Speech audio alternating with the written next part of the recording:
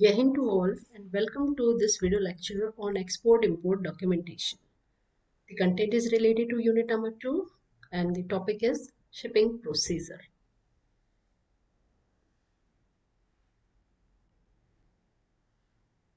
First of all, we'll discuss that what is shipping procedure. Shipping procedure means the movement of the cargo through ship. The cargo can be moved by sea, by air or by land. However, the shipment is the cheapest one. Obviously, it will take time. If you are in hurry, you want fast transportation of your cargo, then better you go for air. But if there is sufficient time and you want to save cost, then the transportation through sea will be the best option. It will be cheaper and it will be safe. Besides, the ship capacity is far greater than other mode of transportation. Transportation by air will be good for the precious item like diamond, gold, or any document or precious medicine. That will be okay.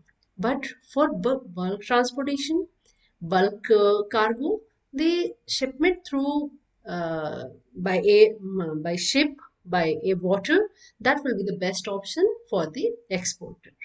These are the here we have some pictures which are depicting that how the shipping process goes on. Shipping process will start from the export custom clearance and ends on the import custom clearance. That means it will start from the exporter destination, exporter port, and ends on the importer's port, that is the final destination. Shipper will start from the factory gate and he will arrange some road transport, local transport, okay, to reach up to the origin port. That means the port of export where the goods will be start moving. And then he will arrange some shipping company, some for arrangement of ocean, right? Payment of freight, the paperwork is there, and then final movement of the cargo will start. The procedure will start from the reservation of the shipping space. Once the exporter contract is finalized, the goods are ready, goods are properly packed, documents are ready, then exporter reserve the required space in the vessel for shipment as per their delivery schedule. As per the schedule, they want the space and they will contact to the shipping company for the finalization of the space. On accepting the exporter's request, the shipping company issue a shipping order based on their requirement, based on requirement of space, requirement of the date, time, and all. The original copy of the shipping order is given to the exporter, and the duplicate copy is sent to the commanding officer of the ship. The shipping order is an instruction basically given by shipping company to the commanding officer, maybe captain or any other commanding officer of the ship, that goods as per the details given should be received on the board and the expected date of arrival of the goods even. Second step is the arrangement of internal transport up to the port by the exporter. Obviously, when you move your cargo from your factory gate, then you have to arrange some local transport. It can be moved either by road or by railway. Okay, then you have to move your cargo up to the port of export. On loading the goods in a railway wagon, the railway authority issue a railway receipt if you are moving your cargo by railway, which may be either freight paid or freight to pay. Freight paid means freight is already paid, and freight to pay means freight is still due, it is not paid, and on the at the time of arrival, before clearing the cargo from the railways, you have to pay the freight. It serves as a title to the goods. Exporter endorses the railway receipt in favor of his agent to enable him to take delivery of the goods at the port of shipment. And if you are moving your cargo by road, then obviously you have to book a local transport, either truck or wagon, whatever it is. And then you have to load your material, your goods, cargo on the truck, and the transport company will give you a receipt. That will be very much similar to the railway receipt and works in the same manner as the railway receipt do. Third step is preparation and processing of shipping document. As the good reaches to the port of shipment, the exporter should issue the detailed instruction to CNF agent.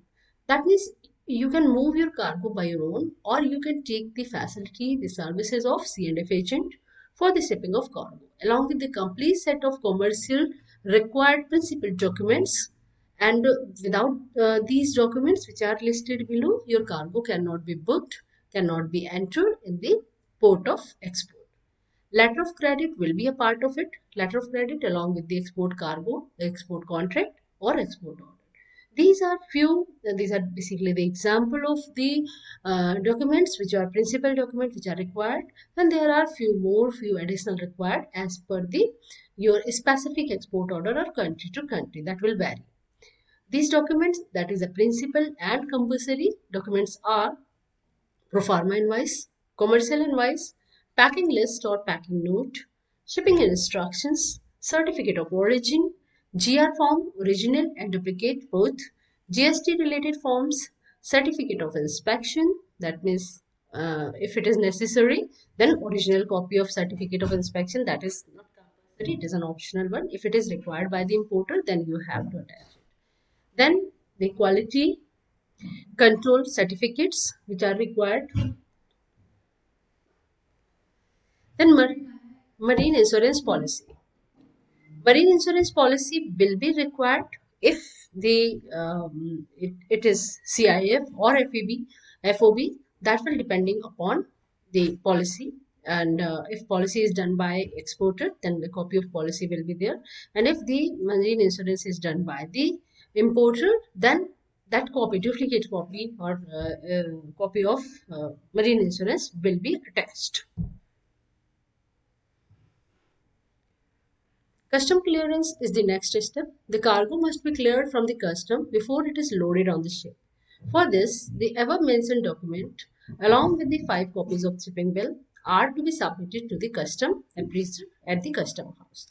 Custom officer may check, may it can be depending upon the situation, the documents which are submitted by the exporter. The custom officer may ask for the physical checking of the consignment. The custom appraiser ensured that the formalities related to exchange control, related to foreign currency, fluctuating foreign currencies, quality control, pre-shipment inspections and licensing have been completed by the exporter. That is basically the checking of the documents submitted by the exporter.